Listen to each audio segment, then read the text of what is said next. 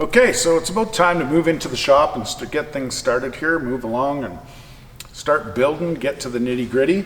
But unfortunately, before you do that, you got a few decisions you got to make. And I'm going to do what I can to educate you as best as I can and keep it as simple as possible. And you can hopefully have an educated decision on the material you're going to use. You're going to see through all of our videos, we're going to try to use each of these materials differently in different videos so that you can kind of see what the undertaking of different materials looks like.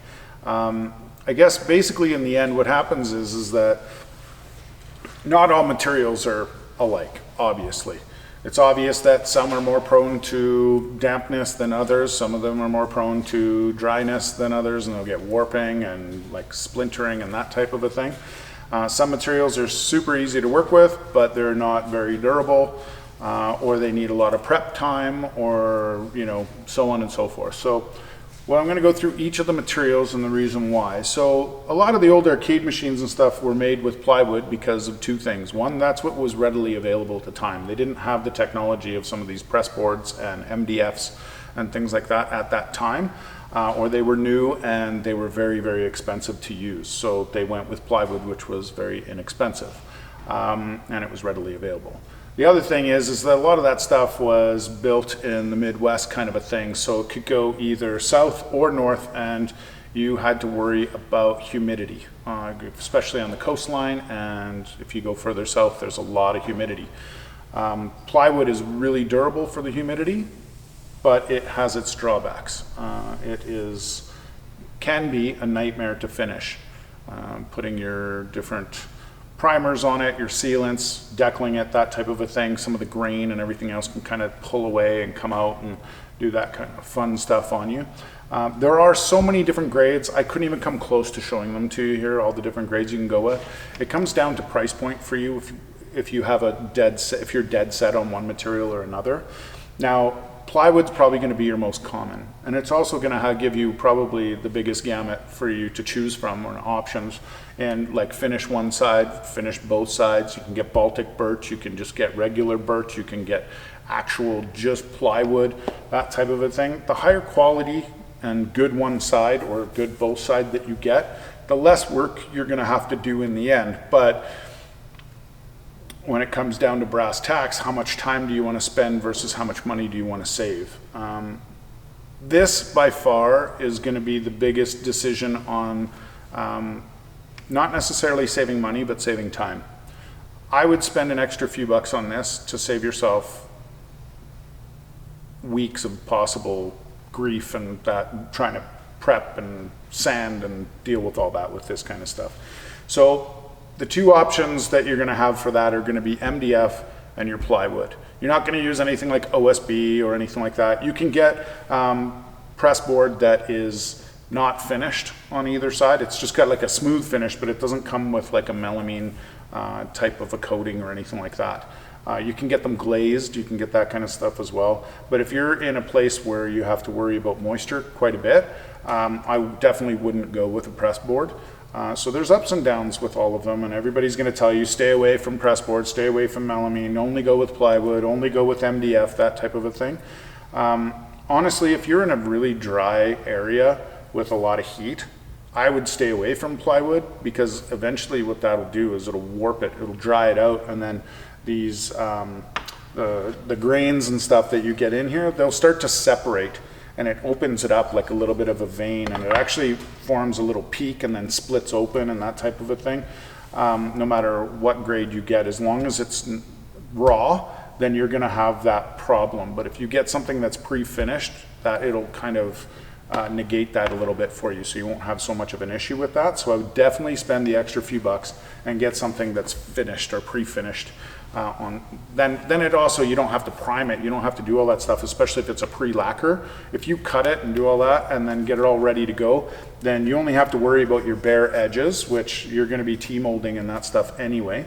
Just make sure that it's not like a 4-ply with a lot of gaps and stuff inside of it. You want to go with something that's more of like a Baltic type of a birch that has like 5, 6, 9 plies in it. It's a lot stronger. It won't warp, it won't bend. That's like a furniture grade birch, so they use that to support and brace like all the old couches and things like that. So they're really strong, and they'll last the test of time for sure. If you buy it raw, be prepared to use a lot of primer, a lot of paint, a lot of sweat and elbow grease. So yeah, and those two options when it comes to plywood, if you're dead set on it, that's fine. There's no wrong answer for this until you find out your perfect storm or bad situation, depending on where you live, and then go from there. It is resilient to water, but unless you live in a river or lake, I mean, who cares? Everybody always says that. And it's like, I guess if you're planning on living through a flood and your basement gets flooded out for your arcade machine and that's the only thing you want to survive, then I wouldn't be necessarily worried about that 100%. When it comes to MDF, it's probably the worst material for water and humidity. It will swell, it'll do all these fun things. Even if you hit it with too much primer or too much paint, it'll swell around the edges. It does like a little bubbling kind of a thing on it. It is one of the easier materials to work with. It's great. It will like shape and round the edges very nice. It's kind of like butter almost. You can manipulate it any way you want. You can cut it any way you want, and it adheres to itself with just straight wood glue really, really well. It makes it really strong. You can just use nails to go in and fill the holes really easily. But the downside is definitely moisture. It doesn't like moisture at all. And the other thing is that the dust that comes off of it is very harmful to your lungs and that type of a thing. We used to do everything in MDF. I used to kind of, in a sense, swear by it. But after time and everything else, you can develop allergies and all these things to it. I just could feel myself personally getting on the verge of that, but other people who had worked here and did that stuff, it's kind of gets that way. Plus it gets into absolutely everything. So if you do use MDF, if you're only building one machine, I wouldn't worry about it so much, but if you are doing it, say, in your own home and that type of a thing, I wouldn't want to be using MDF like in my living room or, you know, in your little shed or your garage, anywhere near any sort of filtration system if you're not using that filtration system for your dust collection, because this stuff will get absolutely everywhere. One project with MDF in your garage and you'll probably find MDF dust in there in the next 15, 20 years, or whenever you move. You'll move something out of the way and see something left over from this project, because this stuff hides absolutely everywhere. But it is a dream to work with when it comes to sanding and jointing and doing all that fun stuff. And it's very strong. It doesn't like to warp, so it won't bend on you, it won't twist, it won't anything. It keeps and adheres to the shape that it was made in, so it'll stay like that pretty much forever until you get it wet, obviously. We use melamine now. We run a CNC, we do all that stuff, so it's a little bit more of a professional finished look and feel and all that stuff. The downside to melamine is a few different things. It doesn't like water too much either. It will swell, it will do all that stuff. There's lots of little pockets and stuff in there because it's particle board. There's so many different grades of this stuff. We use a really high-end grade of it, so it has like actual hardwood chunks and stuff in there, so they don't absorb water, but the holes will, just because they dry out and do all that fun stuff. We try to finish off all the edges and paint them and seal them off nice. The other thing is that you need very, very, very sharp and quality tools to cut into this stuff. You almost need a sharp blade on anything every time you cut this. We're switching the blades out on the CNC quite often to run this, to get this nice straight line that we've got on these. You can kind of see from this piece here, just from handling it from, you know, where I was to over here, not carrying too much obviously because it's just a sample piece, it's got a little chip or nick on the edge. Once these edges are bare like this, they are very, very susceptible and vulnerable to damage. So if you're not in a professional environment and you're just kind of slapping it around in the garage and learning, this is definitely not the wood to go with. And if you don't have you don't necessarily have to be high-tech tools, they just have to be quality tools. You know, good maintenance, good sharpening, that type of a thing. Brand new saws on your table saw and stuff. Otherwise, you'll get this chipping that's here. You'll get that all the way up, and then that's just, it's kind of gross and you can't really cover it up. A lot of things we do in here, and you'll see in the next few videos while we're building it, is we do things called dados. So it's just like a recessed gouge or whatever out of the wood that we cut out, or a recessed channel, and then this one piece pops into the other one and it goes in like 1/8 of an inch, that type of a thing, to give it a little more strength and durability, right? It gives it like a little bit more structural integrity, and then we use some of this wood to kind of cleat it up in between and stuff. So you'll see that, and we have a kit out there that we actually do that with, but we also have the little clips instead of cleats to put it in to give you the full maximum potential of room.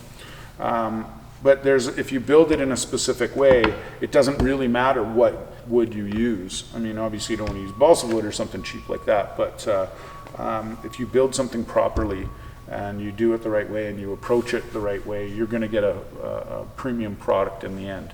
So overall, I guess you'll have to think about what you're going to need to do for what you're going to want to use for the wood that you're going to get, or what's available to you in your location.